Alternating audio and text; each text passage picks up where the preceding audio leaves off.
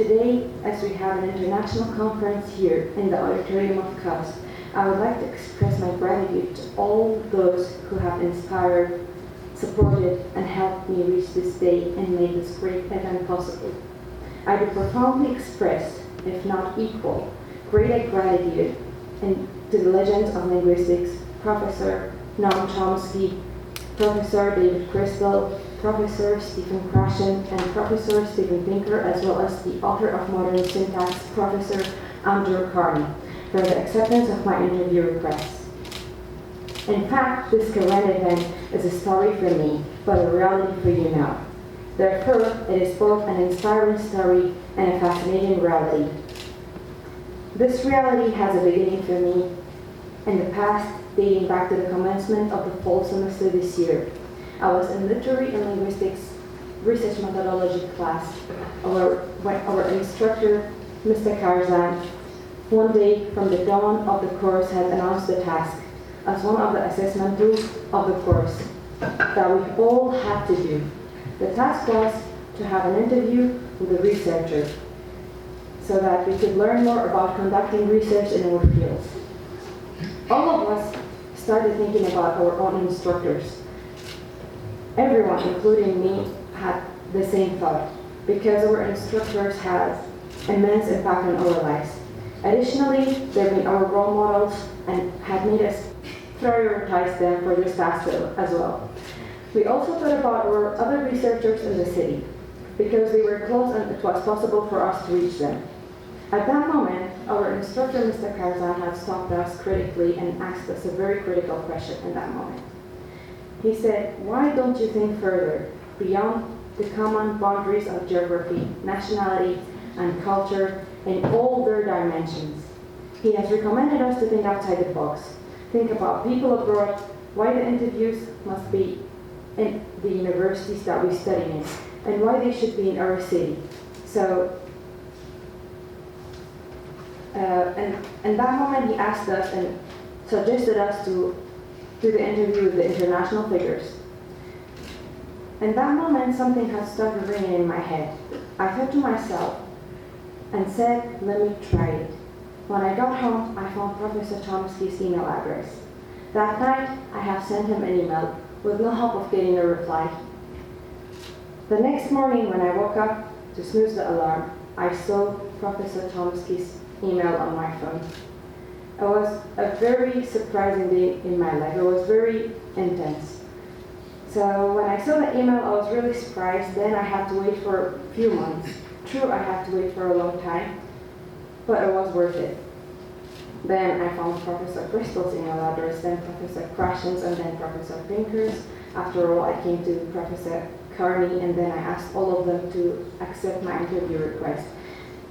It needed and consumed a lot of time, so that was a very long time. I was really anxious about whether or not would they reply.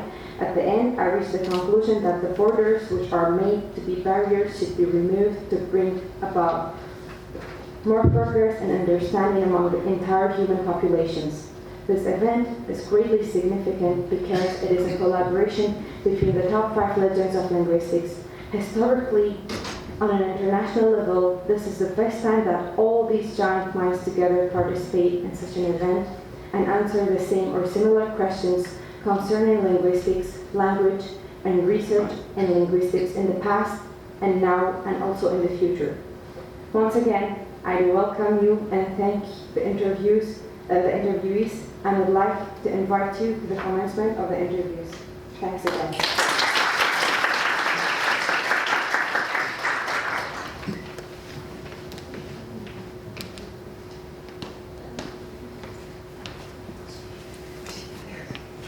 First of all, I would like to say I'm very excited and I'm very, very grateful that you have accepted this invitation.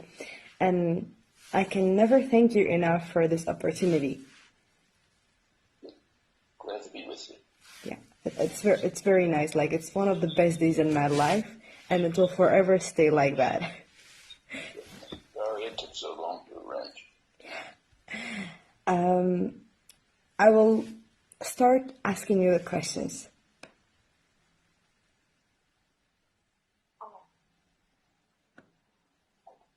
Sorry? Yes. Can you hear me? Yes, I can hear you. Great. The first question is, why does research in linguistics matter in general? Well, language has long been understood to be the most critical, defining element of human beings.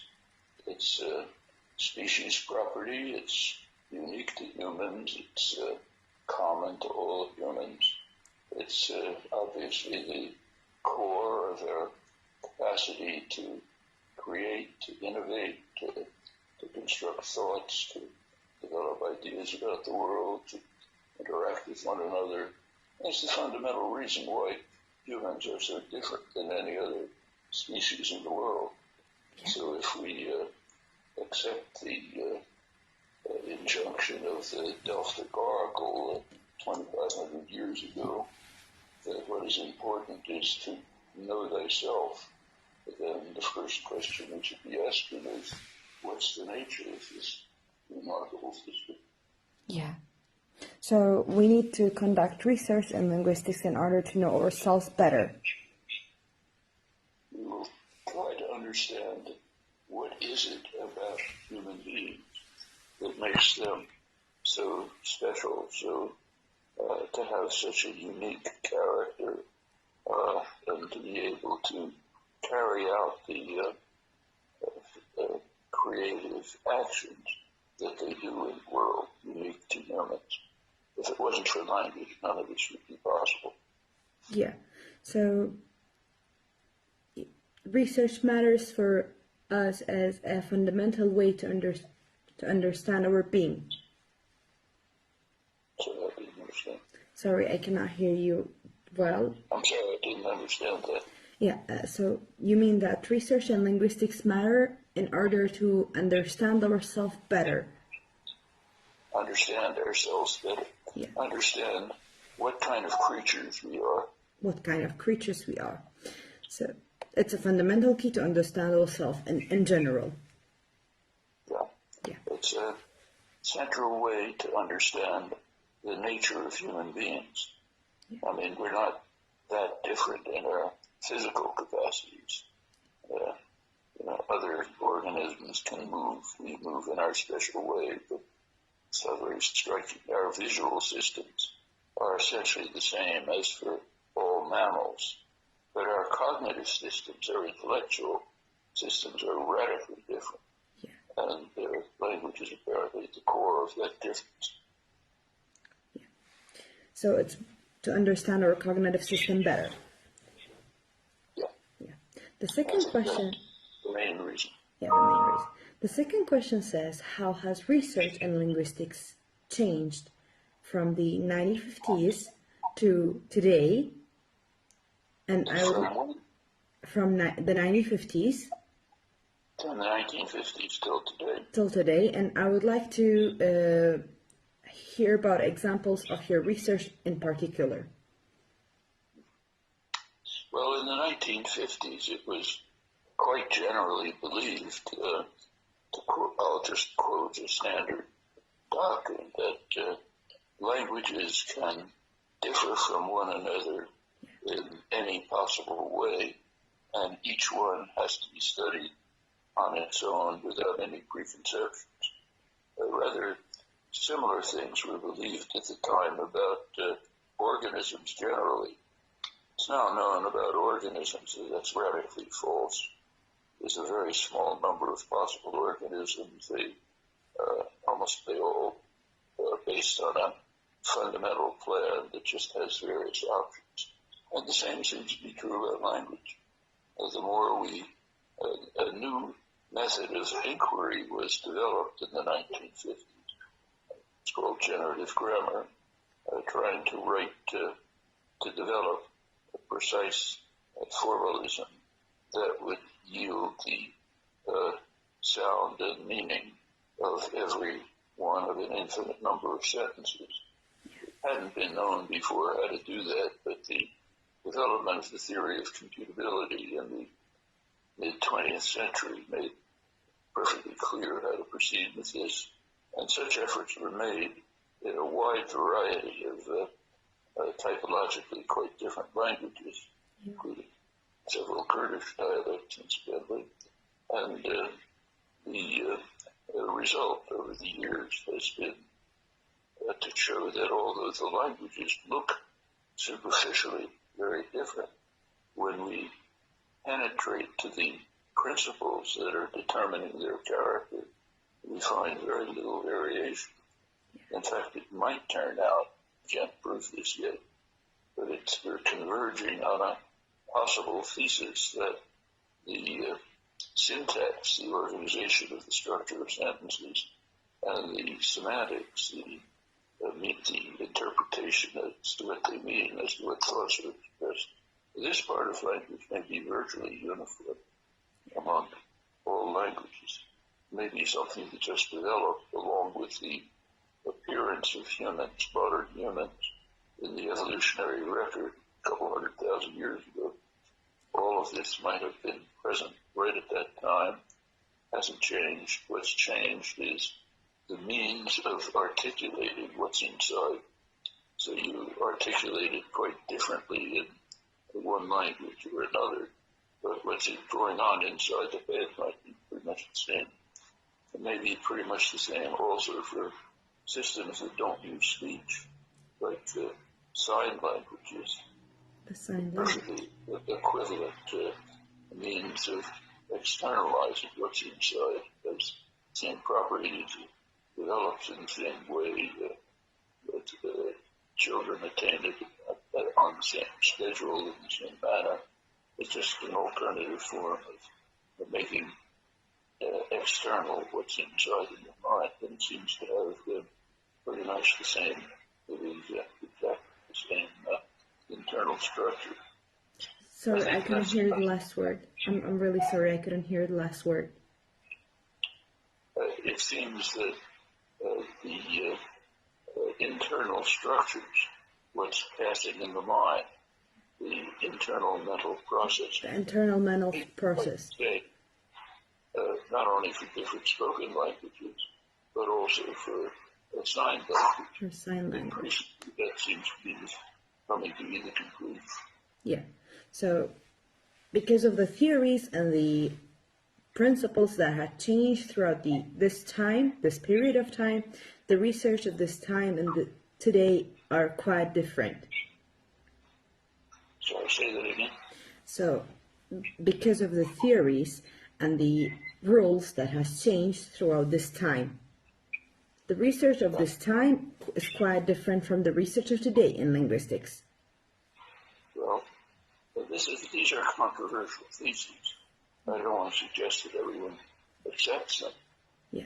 But my own view is that it's research that's going on in the generative tradition is increasingly converging on conclusions rather like this. Yeah. It's a very difficult problem. There's an awful lot of complexity to deal with, but there is, I think, increasing and rather striking evidence that this may well be the case. Yeah. Moving to the third question. Go ahead. Yeah. Regarding interdisciplinary of linguistics between science and philosophy, which one should be considered more and why? Well, until pretty recently, the word philosophy just meant science. Yeah. In some languages it still does. In the English language, in the 19th century, a division started to be made between philosophy and science.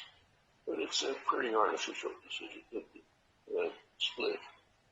Philosophy is a lot of good philosophers concerned with all sorts of problems, but among them are the foundations of science. Yeah. And that part of philosophy which merges with the sciences. So philosophy of quantum physics is carried out by quantum physicists and philosophers that don't care what the name is, they're both working. And philosophy of language and mind should converge with linguistics in the disciplines there are many barriers to try to overcome to bring disciplines together, professional barriers, people's commitments, even administration at university departments. But the work ought to be merged, and often is. Particularly people who work in both fields, recognized scholars in both fields, are working on the same problems with others who identify within one field or another. A lot of my own work is in philosophy of language. Yeah. So basically this tells that because of the fact that philosophy is the ground of all science, we cannot separate the science and philosophy. And they are intertwined, and they both can be considered regarding linguistics. Well, philosophy tends to deal with questions of greater generality, of which questions of linguistics are often a subpart. So a good deal of the work on in my own university, MIT, graduate students in philosophy and in linguistics often work on the same topics, just from somewhat different perspectives, and interact constantly. And the articles appear in journals in either field. It's not necessarily a sharp distinction. And the same is true in philosophy of physics, to some extent in other areas. Yeah. Moving to the fourth question. Sorry? Moving to the fourth question. Yeah.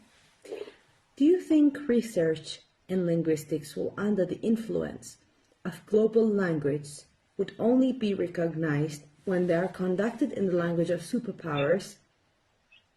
And would that affect the universal grammar? I don't think so. Universal grammar will cover any kind of language that humans can construct. Whether we like it or not, the languages that become international are based, as you say, on power, not on any intrinsic merit. So there was a period when in Europe, the language in which people was in Latin. They may not even have spoken Latin at that time, but Latin was the language of international communication, of scholarship, and so on. And that changed in the 17th century, beginning of the scientific revolution, with linguists, philosophers beginning to study the separate languages. And it's changed over time. And when I started teaching in the 1950s at MIT, School of Science and Engineering, I was teaching French and German because in those years, if you wanted to be a scientist or an engineer, you had to be able to read French and German. Like how today we have English. What? Yeah, as the lingua franca. That changed, and English, nobody teaches that anymore. Yeah. Now in Germany and France, they teach English. But what happened is just political power. Yeah. The U.S. gained overwhelming power. By the end of the Second World War, the United States had a position of global power that no country had ever dreamed of in the past. Yeah. And one consequence of that was that English became the international language. Yeah. But that's nothing to do with the language. It's just a question of the power that lies behind it. And that could change. Maybe in 100 years, people will be speaking Chinese. Yeah, maybe. Because the speakers are more and the power is getting more in that country. So maybe in the next 100 years, Chinese will get over the world. Moving to the fifth question. Yeah, it has to be the last one, because It has to be the last one? Yeah, I'm afraid to. I have another appointment coming. Yeah, I'm really sorry. How has, in your opinion, technology altered the topics of linguistics research today? Sorry?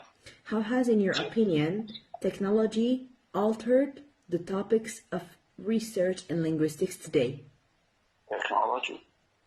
Well, technology makes available huge masses of data that you couldn't access previously. So it does contribute, in my view, not enormously, but it contributes to discovering, easy discovering of properties and patterns that might take a long time to discover just by hand research. You can also discover statistical properties of language, which may play some role in understanding how language is processed, but I don't think the changes are major. So, for example, myself, I barely use it. Yeah, I understand now. And because you have a short time, I'm really sad to say that I was the last question, but I have a request, please.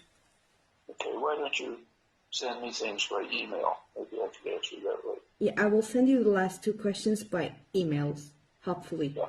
If you may please answer them, I will be really grateful. Okay.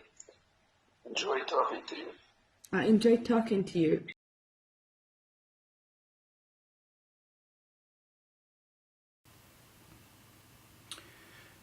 Thank you for the opportunity to answer some of your questions, Roz.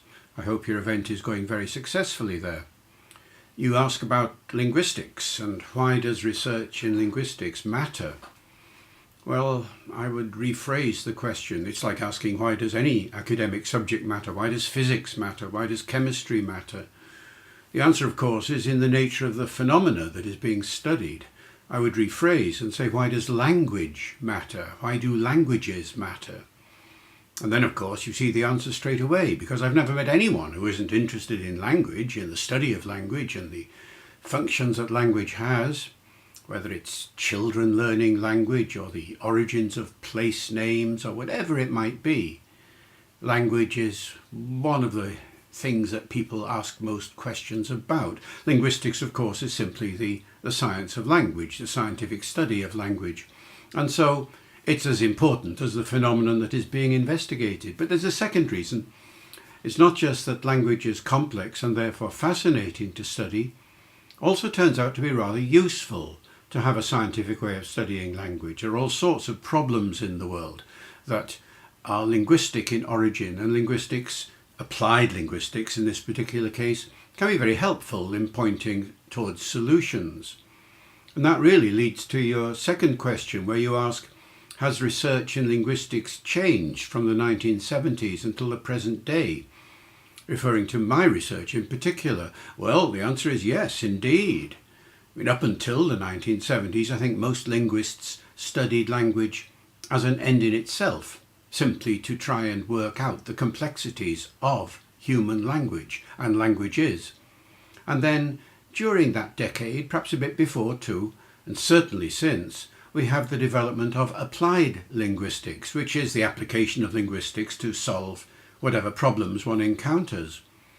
And certainly in my case, most of the research topics I've been investigating since the 1970s have been applied in character.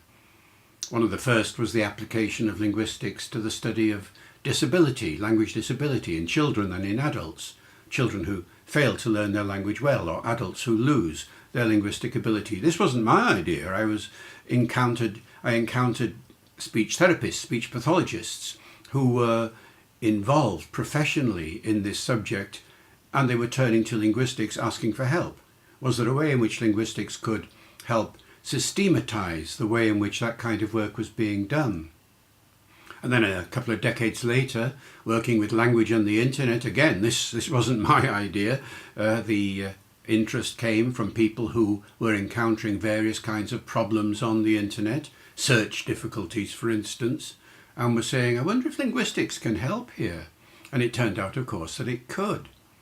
So many of the ways in which linguistics turns out to be important in recent times is all to do with the business of solving problems, whether it's to do with English language teaching or interpreting and translating, or whatever it might be. And so yes, it has changed. And of course the branches of linguistics that have fueled that change are some of the ones that you mentioned, sociolinguistics and psycholinguistics and pragmatics in particular. They are so much focusing on language in the real world that they're bound to have some relevance when it comes to the solution of language problems. And then lastly, you asked me whether technology has altered the topics of linguistic research very much. Well, the answer is both yes and no, I think. Yes, in the sense that when you get a new medium of communication, electronic communication in this particular case, that doesn't happen very often in the history of society, then everything really has to be rethought. In the old days, it was very straightforward. We had spoken language and we had written language, and there we were. And in English language teaching, you teachers out there, you've been spending a lot of time on the difference between speech and writing. And now we have electronic communication, which seems to be a curious amalgam of spoken language and written language. And so, yes, everything has to be rethought. All the generalizations that we've made about the nature of spoken language, the nature of written language, have to be considered once again. Do they apply equally forcefully to the study of electronic language? And a great deal of research now is being done in that direction. But the other side of the coin is, has all this technological change affected languages? In other words, is the English language or the Kurdish language or whatever language different? Is it very different now as a result of the technology compared with what it was in, say, the 1980s, before the technological revolution really took hold? The answer, I think, there has to be no, it hasn't really. I mean, obviously there are a few new words that have come into the language that weren't there before, words like blogging and instant messaging and the mouse and all this sort of thing. And there's a few new punctuation devices that have come in as people use punctuation in different ways in emails and chat and WhatsApp and things like that. As far as grammar is concerned, negligible. The grammar that I'm using to you now is pretty well identical with the grammar I'd have used to you 20 or 30 years ago. Just because technology has come along hasn't made any impact on the grammar of English, and I suspect of other languages too. So although there have been some changes, perhaps a percentage or two of the language has developed, increased, I would say increased its expressive richness. It hasn't replaced anything, and it certainly doesn't mean that the old kinds of language we were used to in pre-technological days have changed out of all recognition. But that's precisely one of the reasons why one should be doing research into language on the internet, to establish to what extent change is indeed taking place, and whether there are certain areas in the language where this change is more noticeable rather than others. Anyway, I hope that these few remarks will, first of all, illustrate my warmth of greeting to you all out there for this occasion that you've asked for the recording of. And I wish you every success with the event. And I hope that some of the points that I've made will lead to yet more research in your part of the world into these fascinating questions. Thank you very much, and goodbye.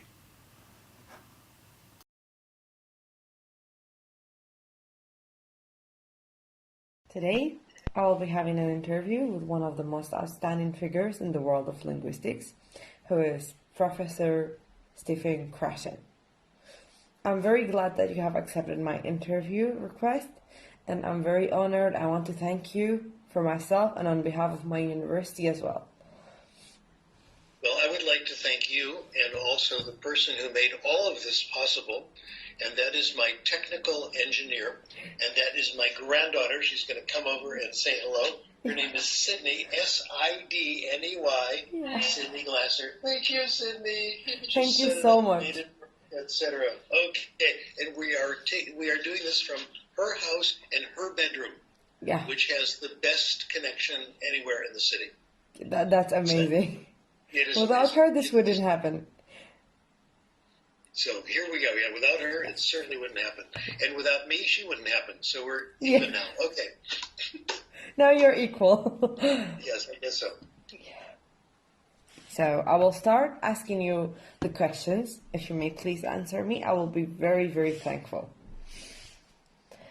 You're responsible for a major split in language teaching profession, which in some places have changed language teaching dramatically. Please tell us about it. Okay, well, this was in 1975.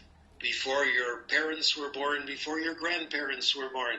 I was already a professor, a beginning professor, doing research, and I had a breakthrough. I had some data that I couldn't make sense out of, conflicting data. That's usually how it starts, where you have a problem you can't solve. And I found the answer, I think. And the answer says we have two ways of getting better in another language. You can acquire a language, and now I can be a professor and write on the board. You can acquire a language. Let me do this, high tech. Whatever happened to chalkboards? I love chalkboards. Anyway, Yeah. It's you very can learn classical. language. Yeah. They're very different. Acquisition is the natural way. When we say, I was in France for a few weeks and I picked up some French, that means you acquired it. While it's happening, you don't know that it's happening. You think you're doing something else. You think you're having a conversation. You think you're reading a book. But at the same time, you might be acquiring. So the whole thing is subconscious. It's subconscious while it's happening. And once you're finished, you don't know you've acquired anything. It's all there subconsciously in your brain. So it doesn't need There's efforts. another. Go ahead. It doesn't need efforts. Zero effort. Yeah. Subconscious and completely effortless. Isn't that beautiful? It's not hard work. Yeah. It's not grim determination. It's relaxing and being interested in what somebody else says. So that's acquisition. The second process we call learning. And learning is what I got to get this right. Learning is what we did in school. Yeah. Learning is knowing about language, knowing the rules, knowing the grammar. In English, the famous rules are a noun is a person, place, thing, or idea. Yeah. Okay, you're supposed to know the definition. The subject and the verb are supposed to agree. Third person singular, go, goes, and you memorize these things. Yeah. That was language teaching. Yeah. When I was in high school, which was in 1903, I think it's a long time ago.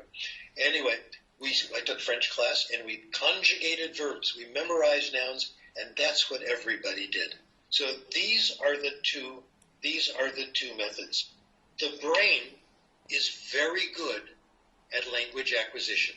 Yeah. The brain is not very good at language learning.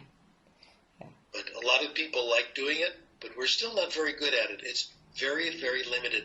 Now let me tell you how we acquire language, how it happens. This is the secret right here. I want to give you a language lesson, Roz. Is that okay? It will be amazing. Okay. I have to ask you what languages you speak, though. Besides Kurdish, English, and all these, do you speak German? No, I don't. I speak Arabic. Oh, Arabic? Yeah, Arabic What else? and English. That's Yeah. Okay, Habibi. We're going to do this in German. great. Okay. Well, I know a bit of French as well because we used to have French courses in the university, but I was learning, it was not acquiring. Therefore, Same thing. Same. Yeah. I cannot use it properly. Yeah, I have a problem with languages. All the languages I know, I have the wrong dialect. I speak American English, as you can tell. Yeah. If those of you who understand German, you'll notice I speak Austrian German. Yeah. I speak Canadian French. And I speak Mexican Spanish. It's always the wrong one. Yeah. Hebrew, I speak Israeli Hebrew. That's the only one I actually got right. So you know Hebrew as well. And I speak Addis Ababa Ethiopian language, the regular one. But I was in the Peace Corps for 2 years teaching there, which is where I met my wife. I got it. It was good. Anyway, but this one, we'll do German, and you can hear my Austrian dialect. Yeah. Okay? I will be so glad. First, you like science fiction, right? Sure. You like... I love it. Okay. Good. Here's an old friend of yours. Das ist Mr. Spock. Yeah. Ja, Mr. Spock. Hier ist Mr. Spock. Mr. Spock hat zwei. Can you see this? Yeah, I can see this. Good. Mr. Spock hat zwei Ohren. Verstehst du das? Ohren, ja? Eins, zwei. Also, gut. Ja? Verstehen Sie? Do you understand? Verstehen Sie das? When I say verstehen Sie, you say ja. Gut. Okay? Okay. Verstehen Sie das, Mr. Spock? 2 Ohren. Okay? Yeah. Also, Mr. Spock, ja? Ist gut? Okay. Mr. Spock hat 2. Mr. Spock hat Augen. Augen. Verstehst du Augen? Ja? Augen. Augen. Wie viel Augen? Wie viele Augen? 1, 2. 2. Ja? Und 3 Augen, ja? 3 Augen. Nein, Mr. Spock hat nur 2 Augen. Ja, 2 Augen. 2 Augen. Mund. Mund. You don't have to say it. Mund. Verstehen Sie das? Mund. Ja. Mund. I'll do it on myself. Mund. Und hier ist eine Zigarette. Ja. Verstehst du das? Zigarette, ja? Nein. Zigaretten sind nicht gut. Nicht gut. If you understood that lesson, Yeah. not every word, but more or less, I did everything necessary to teach you German. I'm now going to share with you the most important concept I have learned about language, the best kept secret in the profession. We acquire language in one way, and only one way, when we understand it. Yeah. That's it. Isn't that remarkable? We acquire language when we understand what people tell us. Not how they say it, but what they say. Yeah, but what they say. Exactly. We acquire language when we read, and we understand what's on the page. And our research over the last, it's now 45 years we've been publishing on this. It's the only way it happens. There is no other possibility. Now, let me tell you some amazing, wonderful, beautiful things about language acquisition. Yeah. Number 1, language acquisition is easy. Yeah. No effort, no trying hard. It's pleasant and it's easy. It has to be pleasant. If the input isn't interesting, nobody will pay attention. Yeah. So it has to be interesting. So that's number 1. It's effortless, no work. Number 2, no individual variation. Everybody can do it. Nobody is gifted for language. We all have the same language acquisition device. This is an idea that comes right from Noam Chomsky himself. Yeah. We have the same language acquisition device. I think that is absolutely correct. Okay? So these are 2 things. It's easy and it's pleasant and it happens through comprehension. Also, the language acquisition device never shuts off. You can acquire language at any age. You can acquire when you're 5, when you're 10, when you're 20, when you're 30, when you're 40, etc. I've got this friend. I got to tell you about my friend. His name is Steve Kaufman. I regard him as my therapist in language acquisition. He's helped me a great deal. He's what's called a polyglot. Steve Kaufman speaks 15 languages. Oh my goodness. Yeah. Yes, absolutely. So I really enjoyed being with him. And he's real. I went with him in a Spanish restaurant in Southern California. We spoke Spanish to the waiter. He was absolutely easy, wonderful. I saw on YouTube a lecture given in French on my favorite topic, namely Krashen's theory of language acquisition. Steve was in the audience in French. He raised his hands. He had comments. His French was absolutely flawless. It was perfect. In one language conference, my Chinese teacher was there, my Mandarin teacher, and she and I and her friends, all Chinese teachers, went to lunch with Steve Kaufman. Yeah. And he came with us, and he was wonderful. His Mandarin is just great. Yeah. So, and everyone said, he's wonderful. Steve Kaufman knows 15 languages.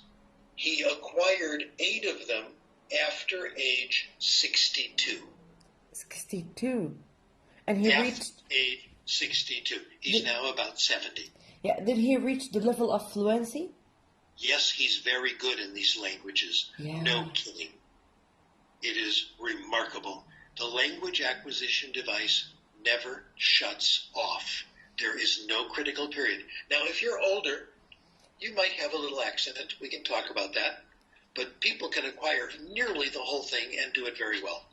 So I like to look at what people can do, not what they can't do. And they get very, very good in languages. They can be perfect or nearly perfect at any age. The language acquisition device is still with us. Yeah, so it will never shut off, and there is no critical period as we are taught in the universities and schools. I like reviewing papers. I think it's an obligation. People review my papers. I review theirs. Okay, that's fine. But I tell the editors, I will only review papers 5 pages or shorter. Yeah, so that people I've not reviewed a paper for 6 years. They're all huge. Yeah. I can't keep track of what the paper's about. So when you write a paper, realize the people reading it should have the background already. Yeah. You don't have to teach them everything. Otherwise, they shouldn't be reading the paper. Of course, yeah. Keep it short, my dear. That's the key. And you become more creative because you're always doing creative work. You don't have to write a literature review. I don't write literature reviews. That's always the beginning. Big waste of time. At the end, there's advice for future research. Who are we to give other people advice? Yeah, basically they wouldn't, if they have the idea, so they wouldn't use your ideas. Like, yeah, they already should have the idea beforehand. That's right. So my formula for writing a paper, or my own papers, if it's empirical, I do the table first, the results. I get the statistics right, or I state the main hypothesis first. After that, go backwards, the procedure. Then the conclusion. The last thing is the introduction. Well, That's the key to getting things done. Actually, one of our teachers, the one who have influenced me to do this interview, is doing the same thing. He always says that we have to write the introduction last. Write it last. Absolutely right. Whenever we give him the introduction first, he refuses it, and he says, "No, I don't want that. I want it last." He's completely correct. Yeah. Yeah. Because when I read a paper, I usually don't need the introduction. Yeah. Because if I need the introduction, I shouldn't be reading the paper. I'm not ready for it. Yeah. I know. Okay. I know. Understand. Well, actually, all the students in my department should see this interview, and everyone will see it maybe in the next 2 weeks, and they will now know why our teacher, Mr. Krashen, says so. He's right. Yeah. He's totally right. Yeah. So Keep it short. I have a few more questions. Okay. Yeah. One of them says that, is immersion best? Yes and no.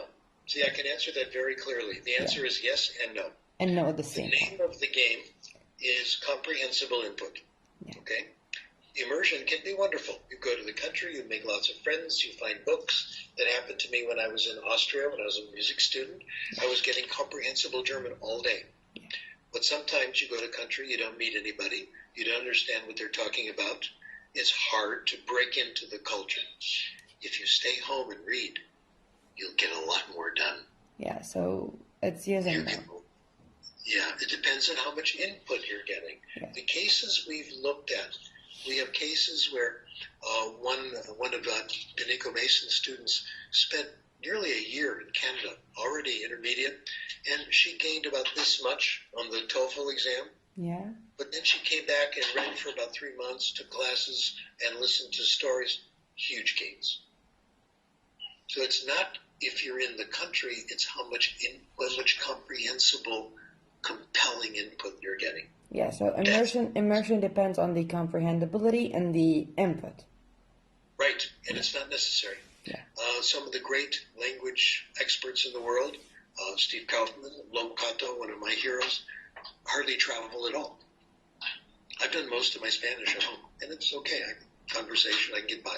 No problem. I'm getting better reading. Yeah, I got it. And I have another question which says, should we force students to speak more? No. Yeah. Speaking is the result of language So acquisition. it's the output. I'll tell you what happened with me. It's always good to tell a story. This is a story about Sydney's mother. Sydney just left the room, so she can't hear the story. Yeah. when Sydney's mother, my perfect daughter, Debbie, was 6 years old, she went to a neighbor's house to play with one of her friends. And I was supposed to go over there after an hour and bring both girls to our house so the mom could take her class at the local community college. So I went over, and our friend was about to leave. She said, wait, I have to take my pill. She goes into the kitchen. She took Valium, anxiety-reducing medication. Yeah, I know. And I said, why are you taking Valium? Spanish class. It freaks me out. I said, what is it about Spanish that makes you nervous? Talking. Being called on in class, having to give an oral presentation.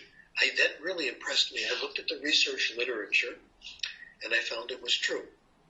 I found that speaking is the most anxiety-provoking activity in foreign language classes, no question. Not only that, it makes you nervous. It's not necessary. People make wonderful gains without talking at all. I'll give you one example of many, not the only one. A study was done in the 1960s by a guy named Sorensen, who went to South America, went to a small area between Brazil and Colombia. And in this area, there were 10,000 people who spoke like 15, 20 different languages, lots of different languages now.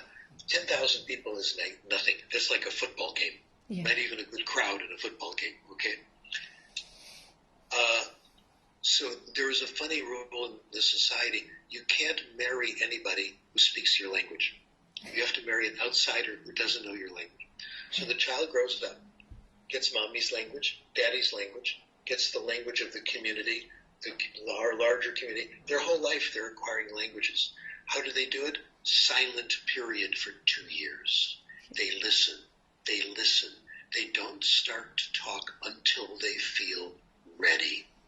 And then it comes. I have found this to be true in case after case, especially when you don't have a class. Yeah. A good class can make the silent periods shorter because you get comprehensible input right away. Yeah. But in the real world, it takes time until they say, until I can hear the language. That means to understand it. Please say, Kurdistanım hoş eve. So you have to tell me what I'm saying first. Yeah. So what am I saying? Hoshevan? What does it mean? I love Kurdistan. I said it. Oh, okay. Yeah. Okay, so Kurdistani Hoshevan? No. Kurdistanım hoş evet. Kurdistanım? Hoş evet. Hoshevet. Yeah.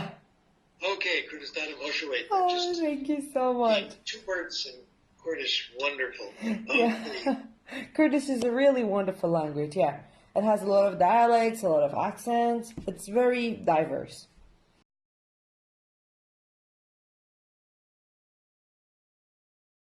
I'm in Slemani in Iraq, Kurdistan region. Okay. Yeah, the most peaceful city in the region, hopefully. Okay, which city was it? Suleymania. Suleymania, okay. Yeah. But let's begin our conversation. Yeah, so first of all, I will... Are you recording? Yeah, I'm recording now. You're going to be recording it? Yeah, Yes. I will be recording it. Yeah, I'm using my phone right here, and I will also use the screen recording. Very good.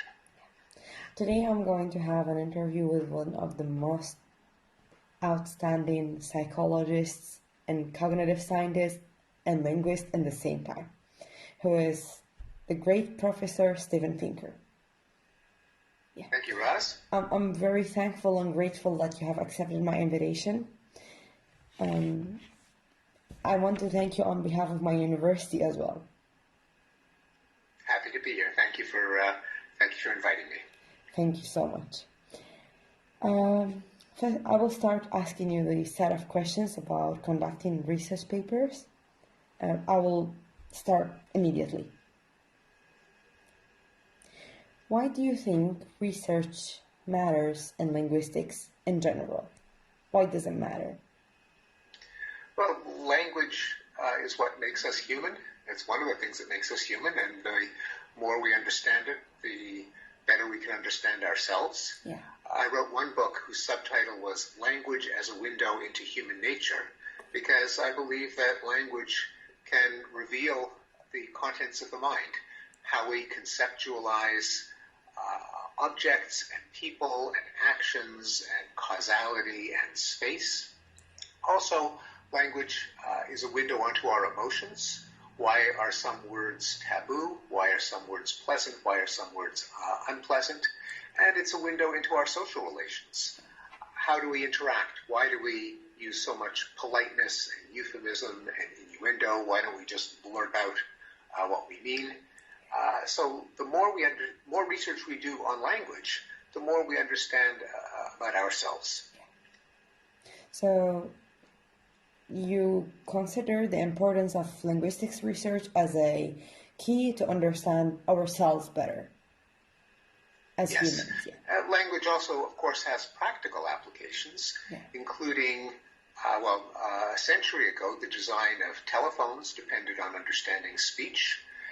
The teaching of reading in school depends on an understanding of how language works. The teaching of a foreign language, which is more and more important now as the world gets more connected.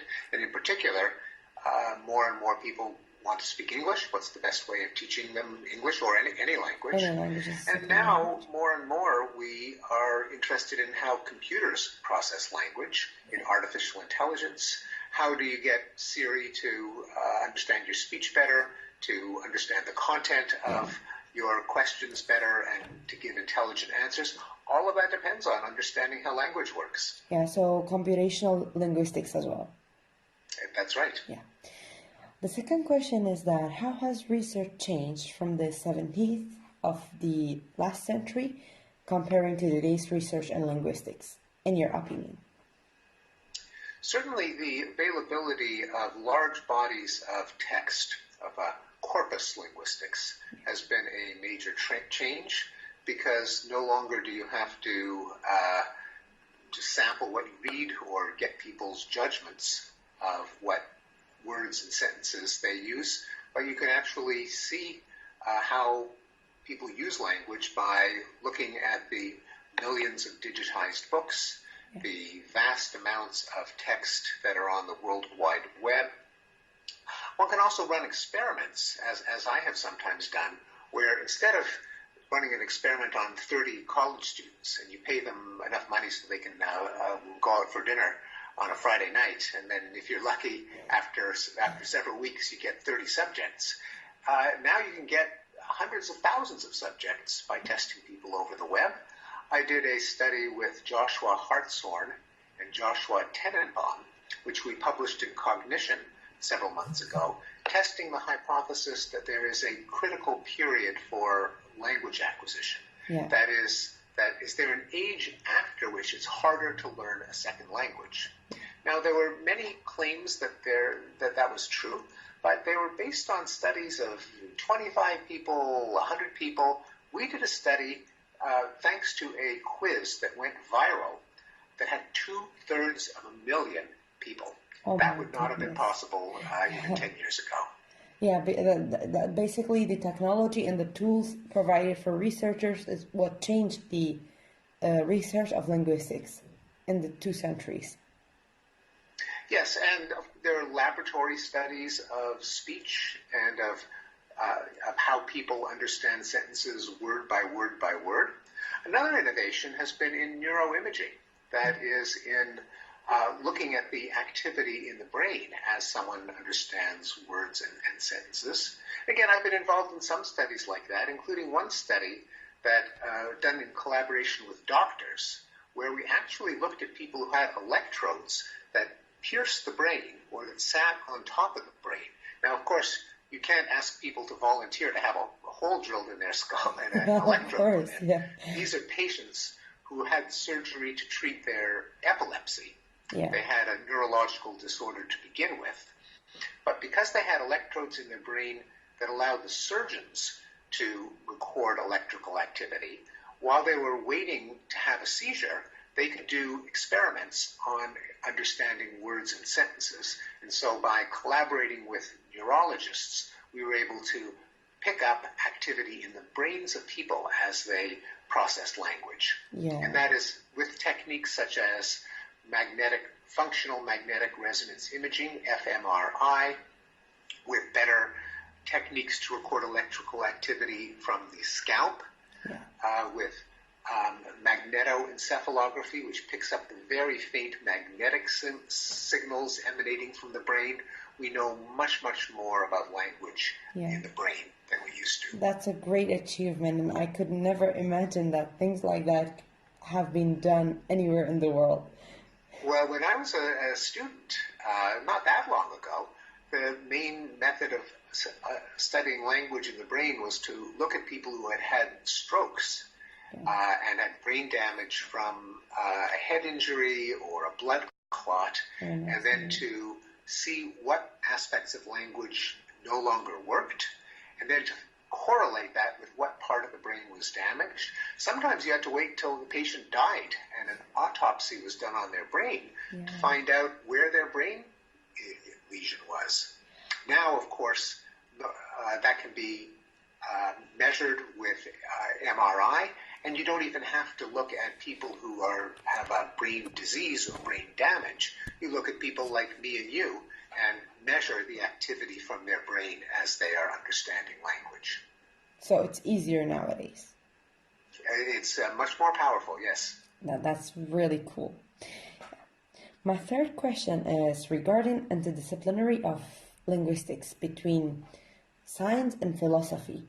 Which one do you think should be considered more, and why?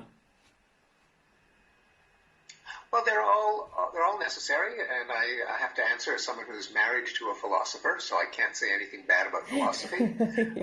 But philosophy can't tell you how language works in a human mind, because philosophy is really about the inherent nature of ideas, not about how our species happens to process language. But philosophy of language has helped us with theories of what do we mean by meaning? What is the meaning of a word? What do we even mean when we use the word meaning? What is truth? And it's often been philosophers who have made contributions to linguistics in talking about what language is used for. That is, when we produce a sentence, are we informing people? Are we trying to get information from them? Are we commanding them? Are we declaring something like a marriage, which is true as soon as we declare it? Those speech acts, as they are called, were really first laid out by philosophers like John Austin and H.P. Grice and John Searle. So many people who call themselves philosophers kind of were linguists. Yeah, so basically you say that philosophy is the ground of linguistics, and science can improve that idea that we take from the philosophy that exists. Well, and they ask somewhat different questions. Philosophers are often interested in the nature of concepts, what different ideas actually mean, how they're related to other ideas, and they aren't in the business of studying what goes on in moment to moment as we think. But the two disciplines talk to each other, and all of my career I have taken ideas from philosophy and used them to sharpen arguments and to form hypotheses in psychology and linguistics. Yeah, that's really great. Yeah, my fourth question is, do you think that research in linguistics will, under the influence of the language of, be only recognized when they are conducted in the language of superpowers? Like, for example, we have Chinese, English, Korean, the language of superpowers. Well, it is true that more and more English has become the lingua franca, everyone's second language. Here, you and I, what language are we speaking in? We're speaking in English. Yeah, the lingua franca. All over the world, when I go to a scientific conference, when I go to a business conference, when I go to a tech conference, the language is English. It's partly because the United States of America is a superpower, but probably even more important was the fact that the British Empire was spread out all over the world. And so many parts of the world, in Africa, in Asia, in the Americas, used to be English colonies, that English already was. Even here, spoken. Iraq was invaded by the English Empire in the past, not today. Yes, exactly. Yeah. Another example. That is right. I did a study with some computer scientists at MIT looking at the global language network. That is, if you're translating from language A to language B, do you often go through some intermediate language? Yeah. So, for example, if you were translating from Kurdish into Japanese, probably there'd be Kurdish to, it might be Kurdish to English, English to Japanese. Yeah, exactly. Or perhaps Kurdish to Arabic, Arabic to Japanese. Yeah, maybe. And so we mapped out a network of different languages and how they're connected to each other in terms of which books tend to be translated into pairs of languages, which Wikipedia articles tend to appear in, if they're in one language, what other language will they appear in? In some languages, like English, like Spanish, like Russian, like Arabic, are hubs where you're more likely to go from one language to another language through a language like English. Yeah, More so for English than Arabic, even though Arabic is spoken by hundreds of millions of speakers, because there are fewer books get translated into Arabic than you would think based on the size of the speaker body for Arabic. One of the striking things about the Arab-speaking world is how few books get translated into Arabic. I think more books get translated into Greek, even though very few people speak Greek. But people in Greece are more open to the outside world than people in many Arabic-speaking countries. Yeah, for sure, and that's because of the culture, because of the religion that they have, and other barriers maybe. Yes, I think that's exactly right. Yeah. The other question, which is combined to the third one, is: do you think this will affect the universal grammar, what we talked about right now? Well, if by universal grammar you mean it in the sense that was coined by Noam Chomsky many years ago, then it would not, because when he used the word universal grammar, he referred to the design, the blueprint for language that is born into every human baby. And so that, almost by definition, would not be affected by which language has the most speakers. That would be just affected by what makes a human being a human being. Yeah. So it will not affect that. The fifth question is: how has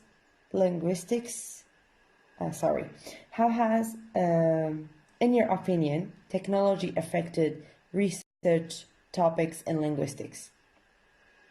Well, we went through some examples, like the World Wide Web means that there is a huge amount of text that is online that can be analyzed. Well, actually, I meant the topics of research in linguistics. For example, we have researchers here who conduct research in linguistics, like how Facebook or how Viber changed the rules of grammar. Oh, you mean how technology actually changes a language itself? Yeah, like how English changes, or? Yeah, how English changes, how does it affect the topics, like the topics of research? The topics of research in linguistics? Yeah. Does it affect it? I think so. I think there's certainly more interest in, for example, neurolinguistics, language in the brain, because of the availability of new technologies to study it. Yeah. I think there's going to be more research into language change, because in the past, to study how language changes, you had to wait until the language changed and then do very close studies of particular constructions through particular texts. Now we can track language change as it actually happens by analyzing material on the World Wide Web. So I suspect that language change will be an increasing topic in linguistics because it's easier to study. It is easier, and it's more obvious to researchers. They can use more examples and use live examples in their research. Yes, indeed. Yeah. The other question says, why are there more sociolinguistics research than psycholinguistics ones? Oh, is that true? In my country, I think yes. Oh, is it? Yeah. Oh, actually, I don't know the answer to that question. It's often hard to answer questions about why some topic is more popular than others in academia, because there are fads, there are trends, there are emphases that deans and donors and governments put on university research. So unfortunately, I don't know the answer to your question. Thank you so much. Well, let's move to the other question. The question is maybe personal to you, but I would love to know, has any recent research changed your point of view on universal grammar? Well,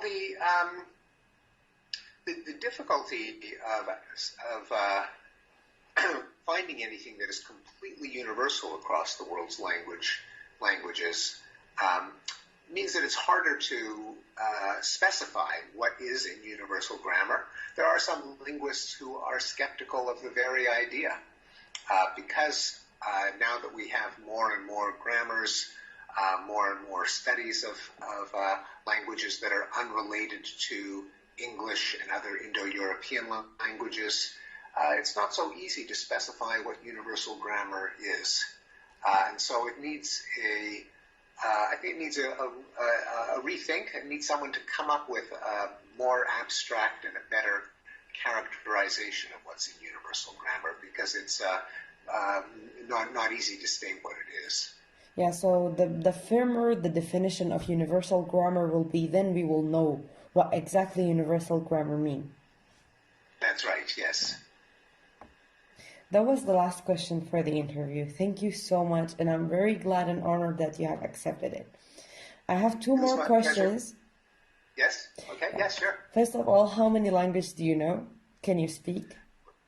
Well, in terms of fluency, I would say really only English, although at various times in my life I have also spoken French, and I grew up in Canada, in Montreal, which is a bilingual city. Yeah. But when I grew up, there was the French-English communities were quite separate, so I met very few francophone French-speaking people when I grew up, and then I moved out of Canada more than 40 years ago, so even the French that I spoke then has gotten much worse. I've also spoken Spanish at one point. I visited a friend of mine in Colombia, and his mother spoke no English at all. So she spoke to me like I was a 3-year-old child, and I learned a lot of Spanish. And also Hebrew. I went to Hebrew school. I spent some time in Israel. But also, again, that was decades ago, so it's rusty. So having used the language in the past and understanding the structure of those languages has helped me in my research. But I would be very embarrassed if I had to have a conversation in any of those today. Well, what you say, language that you could speak are very, very hard language, and you should be very proud. Thank you. Yeah, the other question, or maybe a request, is say, I love Kurdistan, but in Kurdish. I will say it and you repeat it after me. Okay. Kurdistanım خوشوه.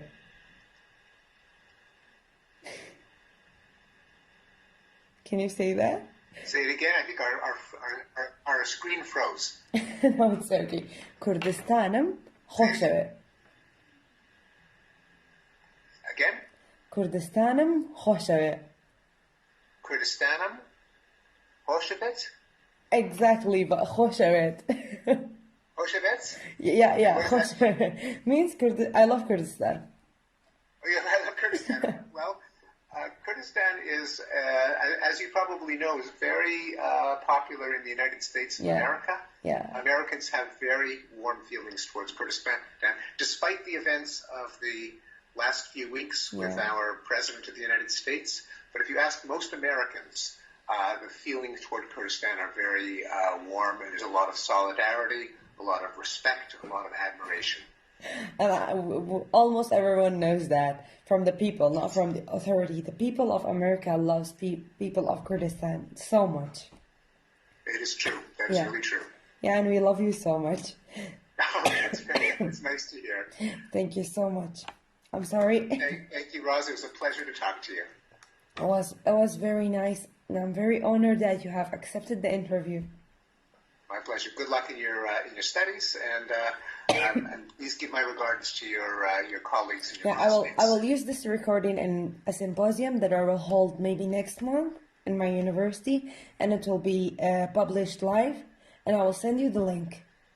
Please do. Thank you. Thank you so much. Have a great day. Thanks. You too, Roz. Goodbye. Bye-bye. Bye-bye.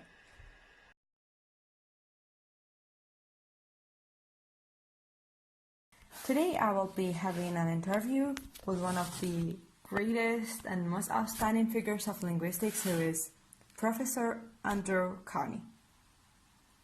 Thank you very much for talking to me. It's a pleasure to talk to you. Thank you very much for accepting my invitation and request.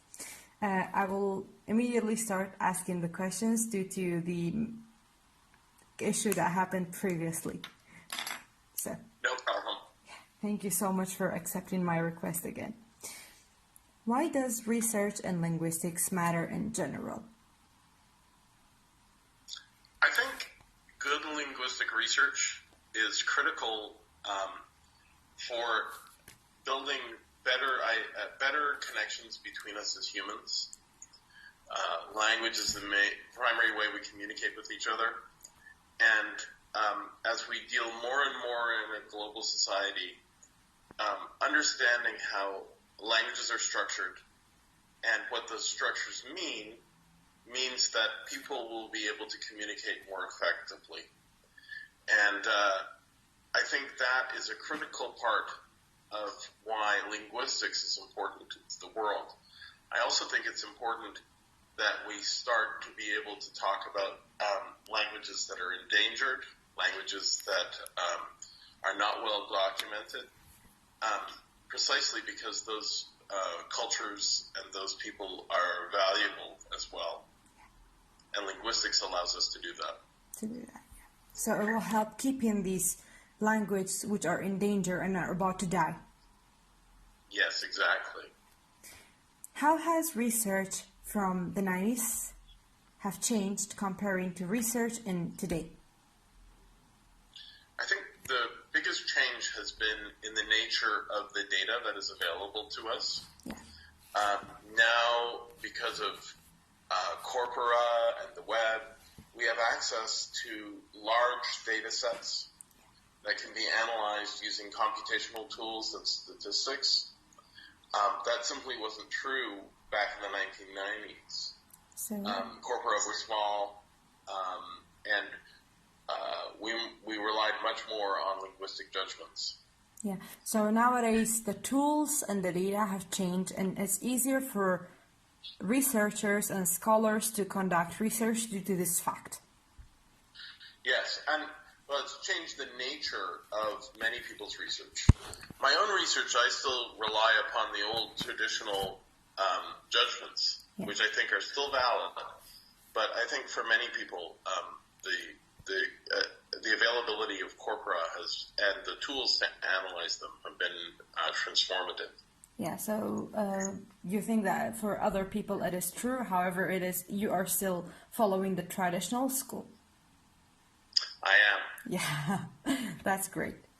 Regarding interdisciplinary of linguistics research between philosophy and science, which one should be considered more in linguistics research, and which one is more reliable, do you think?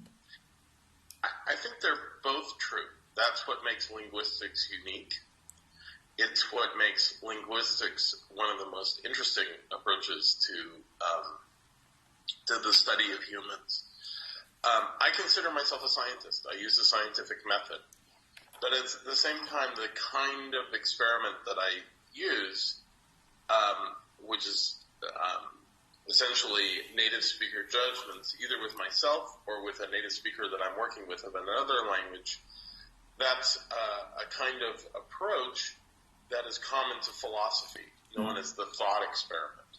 Yeah, so And so you follow both of the methods.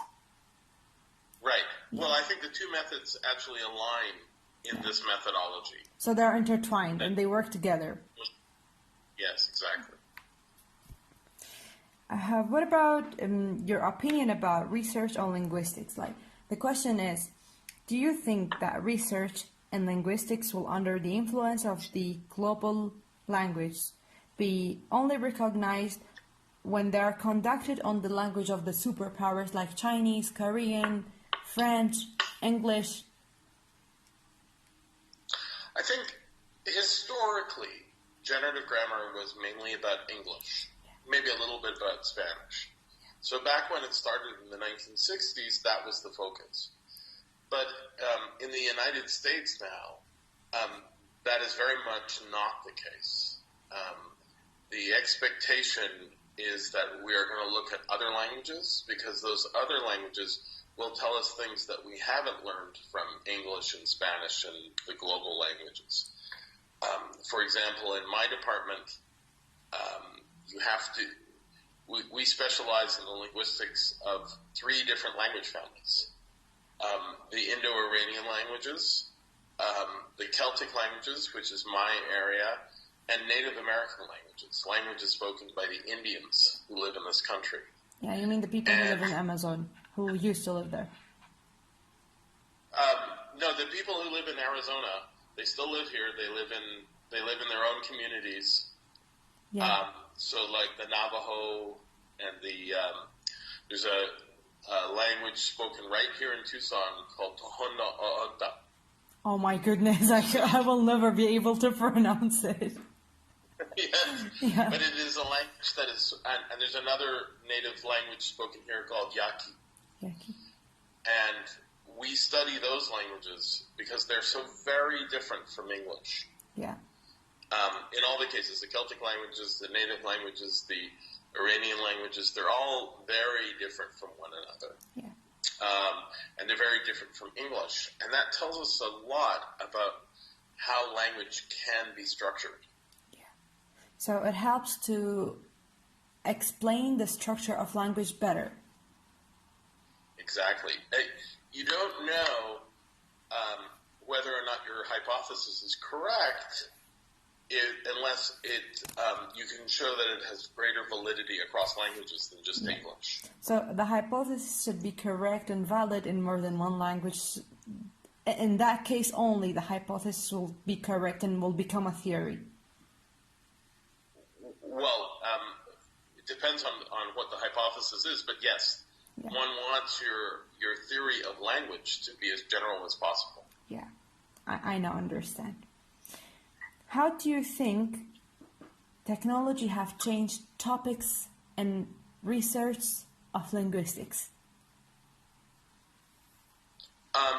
In this country, a new subdiscipline of linguistics has been created that wasn't before. Yeah. And this is really in the past 10, 15 years. It's the study of human language technologies, things like machine translation, automatic speech recognition, text-to-speech. Those are all technologies that didn't exist before. And the study of those technologies is very popular here. It's very popular for students who want to work in companies and don't want to work in academia.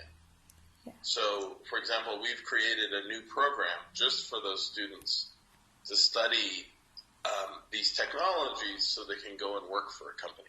Yeah, and that's created a whole new subdiscipline for us. So it is useful for those people who want to be employees for companies and not for people who want to study or to continue their work in the academia. Yes, of course, people who want to study in academia also can benefit from these, but the target audience is for people who want to be employees, to work for Google or companies like that. Yeah, I now understand. Why do you think there is more sociolinguistics research than psycholinguistics research today? I think in the United States that's not actually true. I think there's just as much psycholinguistics as sociolinguistics, but it's certainly the case that sociolinguistics is very popular. And I think it's because when you first come to linguistics, sociolinguistics is the most obvious part of the study because it's the thing that you can observe all around you all the time. Yeah. How does language influence culture? How does culture influence language? When I started as a linguist, I wanted to be a sociolinguist. But then I discovered syntax, and then I became a syntactician. Yeah, and then you changed the world of syntax. Yeah. So I think a lot of people like sociolinguistics because it is so tangible in our lives. Yeah, so tangible, and it is so obvious. The relation is so obvious in I think almost every culture. Even here in the Kurdish culture, it's very obvious. Right, exactly. Yeah.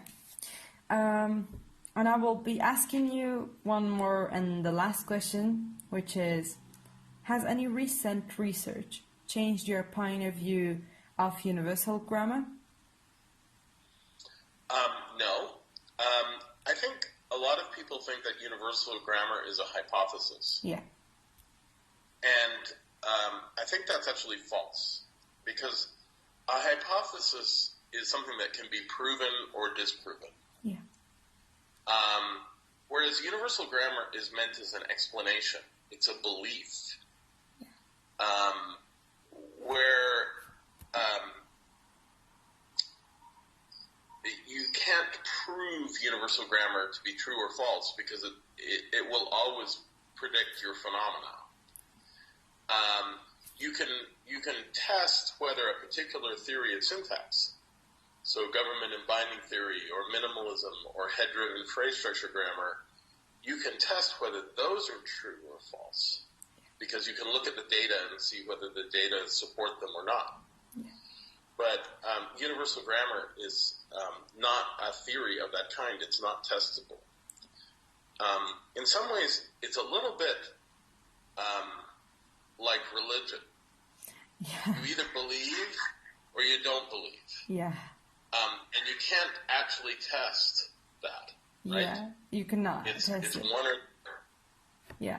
So, as you have mentioned before, there are two parts of people, two sections of people. One of them are the Chomskyans, and the others are the other people who doesn't believe in that.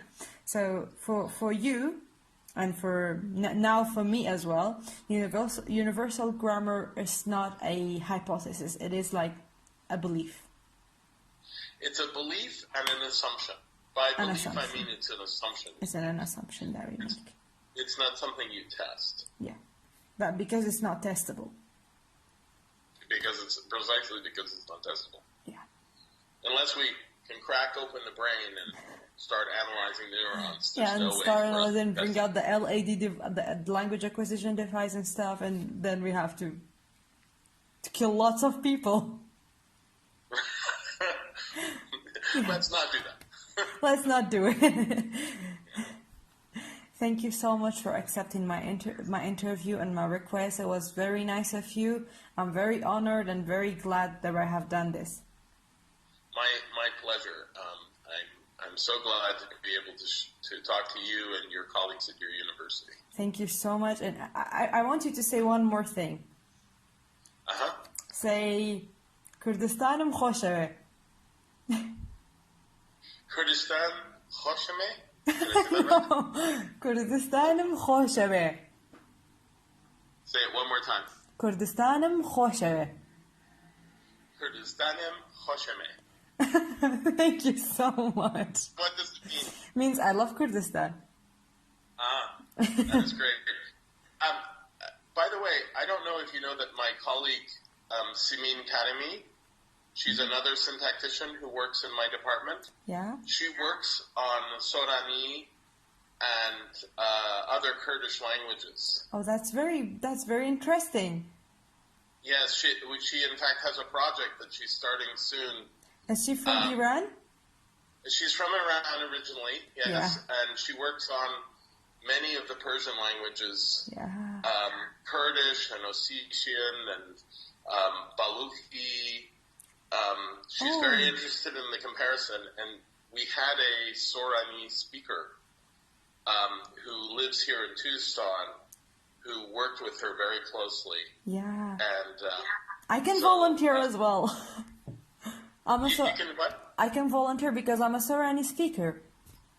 Perfect. Yeah. Perfect. Well, I will send you her email. Because I will be very glad.